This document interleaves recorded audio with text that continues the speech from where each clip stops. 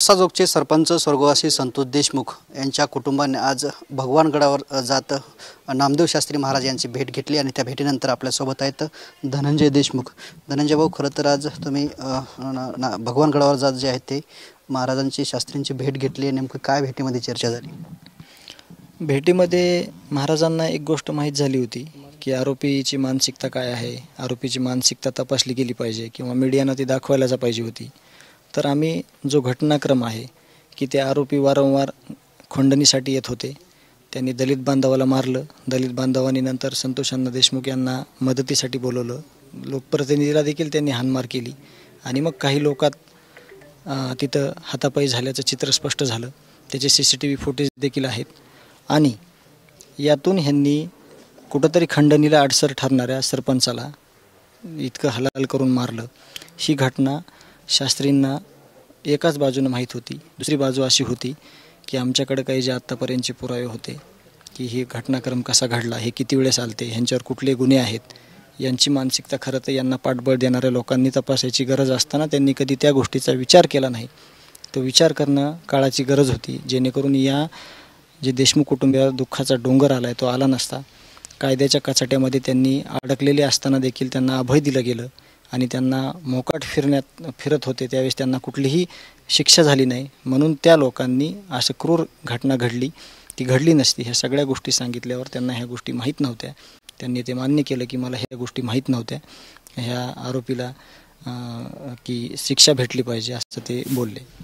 खरं तर ज्यावेळेस आपण त्या व्हरांड्यामध्ये बसलो त्यावेळेस सगळे कॅमेरे चालू होते, मध्ये जाऊन काहीतरी चर्चा झाली, ती मधली चर्चा नेमकी काय होती? मधली चर्चा पण हीच होती, ह्याला लागूनच चर्चा होती आणि सगळे लोक होते, पोलीस प्रशासन होतं, कुटुंबातले लोक होते, गावकरी होते, 20-25 लोकांमध्ये आम्ही बसलो होतो।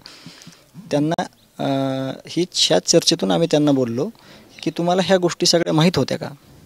तर ते नाही म्हणले, ह्याच्यातली एकही गोष्ट मला माहीत नव्हती।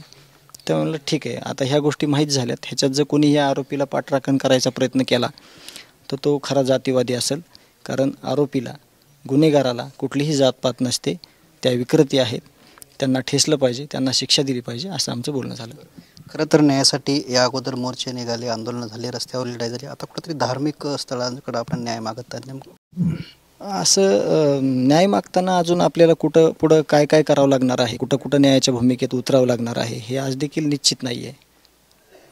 परंतु महंतांनी जे गोष्टी माहीत झाल्या की एकच बाजू त्यांना सगळी सांगण्यात आली होती, तर आपलं कर्तव्य होतं की त्यांना दुसरी बाजू व्यवस्थितरित्या सांगणे आणि त्यांनी व्यक्त होणे। आता त्यावर ते व्यक्त होतील, त्यांना दुसरी बाजू आम्ही जी आहे ती समजून सांगितलेली आहे। तुम्ही त्यानंतर नारायणगडावर इथं दर्शन घेतलं आहे नगद नारायण महाराजांचं आणि त्यानंतर इथले जे महंत आहेत शिवाजी महाराज यांच्याशी फोनवरून संवाद केलेला, नेमका फोनवरला संवाद काय होता? यापूर्वी महाराजांनी सांत्वनपर आमच्या कुटुंबियास संवाद साधलेला होता आणि आज त्यांचं नियोजित काही प्रोग्राम होता, त्यामुळे ते इथं येऊ शकले नाही किंवा आम्ही जास्त पूर्वकल्पना पण दिली नव्हती। त्यामुळे महाराज इथं नाही येत बोलणं असं झालं की मी दुःखात तुमच्या सदैव सहभागी आहे, आम्ही तुमच्या पाठीशी उभे आहोत, आम्ही तुमच्या दुःखात सहभागी आहोत, असं आमचं महाराजांसोबत बोलणं झालं। निश्चितच शेवटे धनंजय देशमुख आपल्यासोबत स्वर्गवासी सरपंच संतोष देशमुख यांची कन्या वैभवी आहे।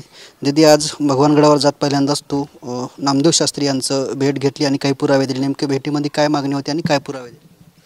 मागणी आमची हीच आहे की आम्हाला लवकरात लवकर न्याय मिळायला पाहिजे आणि त्यांचं जे वक्तव्य होतं की एका चापटीचं जर म्हणजे त्यांची मानसिकता बिघडली आणि त्यांनी हत्या केली, तर म्हणजे आज आम्हाला वाटतं की त्यांनी म्हणजे आमची मानसिकता का जाणून घेतली नाही ते वक्तव्य करायच्या आधी, की आमचे तर वडील गेलेत, आज आमची मानसिकता काय असेल किंवा आमच्या कुटुंबावर आज काय डोंगर पसरले हे न बघता त्यांनी ते वक्तव्य केलं। त्यासाठी म्हणजे आम्हाला असं वाटलं की त्यांना या जसं नाण्याला दोन बाजू असतात तसं या केसमधीलही त्यांना एकच बाजू कळली होती आणि ती त्यांनी पूर्ण महाराष्ट्रात सांगितली होती। म्हणून जी नाण्याची दुसरी बाजू आहे म्हणजे जी माझ्या वडिलांची हत्या झाली ती कशी झाली, त्याच्या मागचा घटनाक्रम काय होता तो त्यांना म्हणजे समजला पाहिजे, त्याच्यानंतर ते वक्तव्य करतील। यासाठी आम्ही त्यांची भेट घेण्यासाठी गेलतो आणि जे आमच्याकडील पुरावे म्हणजेच जे माझ्या वडिलांची हत्या झाली ती कशामुळे झाली ते त्याचे पुरावे काय आहेत ते आम्ही त्यांच्याकडे दाखल केले।